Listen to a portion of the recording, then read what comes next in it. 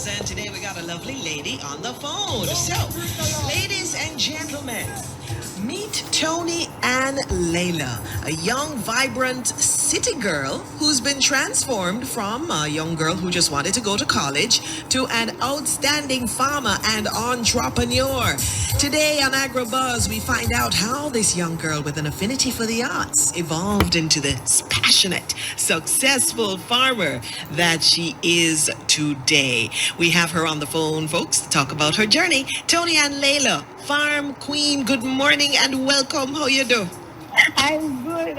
Morning. Thank you for having me. Oh, it is our pleasure. And we are curious because on one hand you have this town girl and then on the other hand you have this country girl. How do you define yourself? Who is Toni-Ann Lalor? Toni-Ann Lalor is a multifaceted young lady, a teacher, an actress, philanthropist, farmer, and an entrepreneur. And that's a lot of different hats. And we're particularly curious about the farmer hat. What was the motivation for stepping into that role? Well, I wanted a tertiary level education. I never had the money, and I always dreamt of attending college, pursuing my dreams of becoming a world-renowned actress, and I knew I needed to get a bachelor's of fine arts to continue that. But I'm from a single-parent family household, and I was never financially capable. My mother was a higgler, and even though she tried her very best, it just wasn't enough. So when I moved to Manchester, I moved in a farming community, and it was all around me. So being the inquisitive and engaging person I am, I'd go to the different farms and I'd ask questions, I'd make conversation, I'd eat out of their bush pots, and I just popped the question, how is it being a farmer? I asked about the marketing, the financial aspect, and gratefully there were really nice people that explained it to me, and I thought it would be a good option. I thought it would be a viable way to give me that opportunity I've always wanted, and best believe, Paula, it did. Of course, I failed many times. I tried and I failed and I lost, but I remained consistent, and today I'm a holder of a bachelor's of fine arts. I own my own farm. I own a motor truck. I supply to your local supermarkets. Wow. Why not? Wow. How long have you been a farmer? That's how many years now? 9 years. And 9 years. wow. What are the crops that you farm? I plant from watermelon to cantaloupe, carrots, cucumbers, sweet potatoes, pumpkins, Irish potatoes. And what are the markets for your products?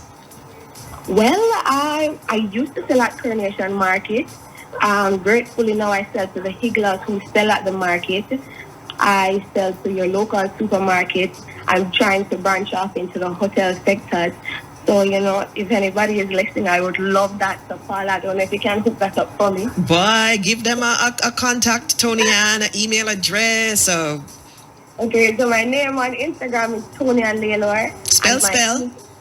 TONIANNLALOR. And my email address is toniannlalor@yahoo.com. We got it.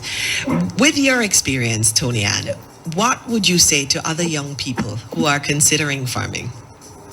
I would say do it. Get involved. Educational opportunities, scholarships, employment. In a time of a pandemic like this, when other sectors are stifled, agriculture will stand out. It's time we get back to our roots.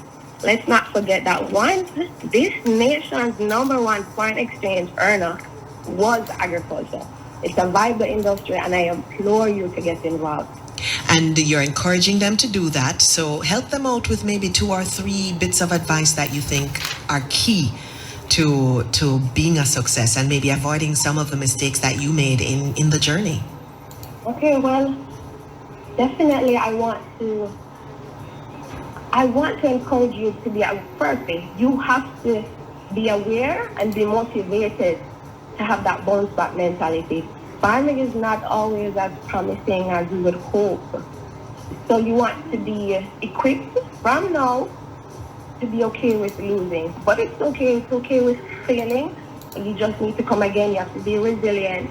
And I think one of the things that was my biggest problem was not being educated, not having any training. So I want to encourage you also to get in touch with RADA.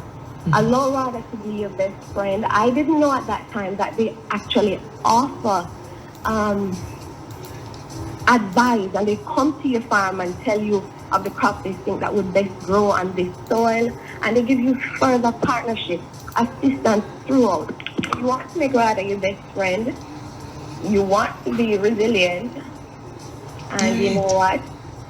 You want to be grateful. You want to have a grateful heart, because farming is a lovely thing. It's a blessing when you're able to plant a seed and watch it grow. And not all the time you get the money you want for it. Not all the time it comes as fruitful as you hope. But always be grateful for small mercies. Thank you so much, Toni-Ann. We are so proud of you, you see?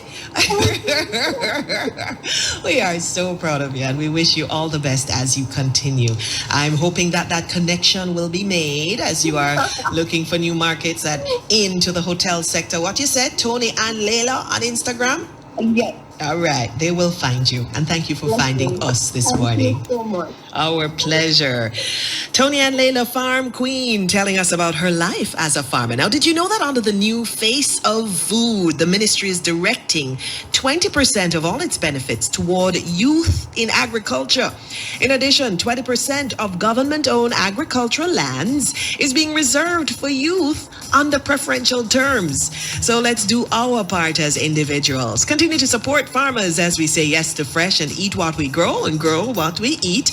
And for information on what's happening in the agricultural and agro-industry sector, visit the ministry's website at moa.gov.jm.